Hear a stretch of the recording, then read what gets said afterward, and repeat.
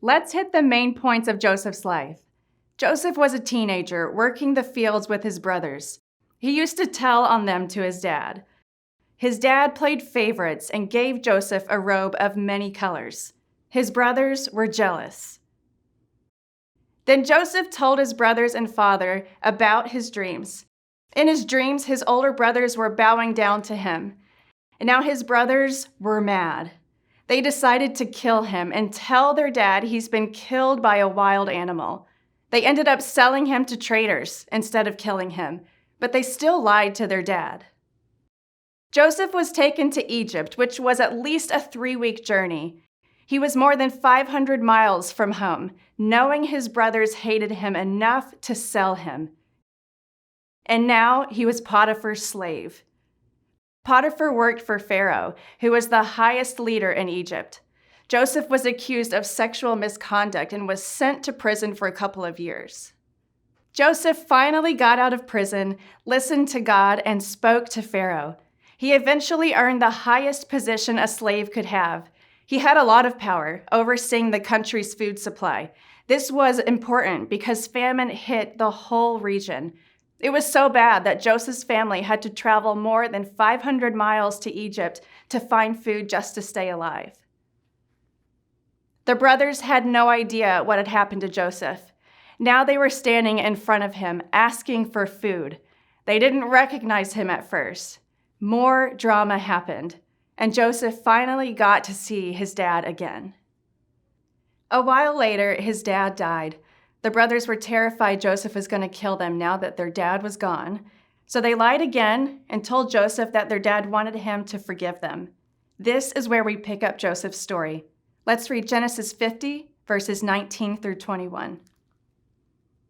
But Joseph said to them, "Don't be afraid. Am I in the place of God? You intended to harm me, but God intended it for good, to accomplish what is now being done, the saving of many lives. So then, don't be afraid. I will provide for you and your children." And he reassured them and spoke kindly to them. The brothers expected revenge. Joseph had already shown mercy to them once, providing for them during the famine, but they were still afraid. Because Joseph walked with God, he offered God's mercy once again. The whole point of mercy is that it can't be earned. It's based on the character of the giver, not on anything else. Let's look at another example of mercy, this time from the New Testament. Jesus often taught in parables or stories with a message to apply. This story is often called the parable of the prodigal son. A man had 2 sons. The younger one said, "I don't want to wait for you to die. Give me my part of your money now." Then he ran off and wasted it all on partying and being irresponsible. Suddenly, famine hit the land, but the son was broke. He had to find a job to make enough money just to stay alive. He got a job feeding pigs. It obviously didn't pay much because he was still so hungry that he almost started eating what the pigs were eating. He finally came to his senses. He remembered that even his dad's servants ate well. He decided to go home and plead with his dad, asking to be one of his hired servants. Let's pick up the story by reading Luke 15, verses 20 through 24.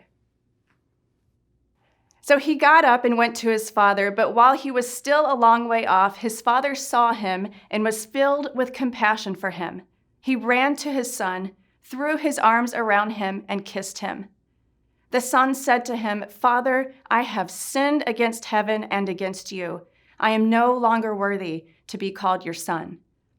But the father said to his servants, "Quick, bring the best robe and put it on him.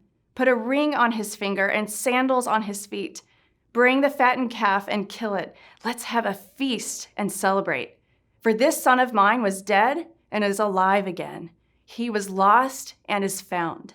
So they began to celebrate. The dad had every right to turn his son away completely or keep him around as a servant. Instead, he showed mercy. The father was watching for his son to return. This is an act of love and compassion. He ran to him, which is an undignified thing for the man of the house to do. This shows his joy.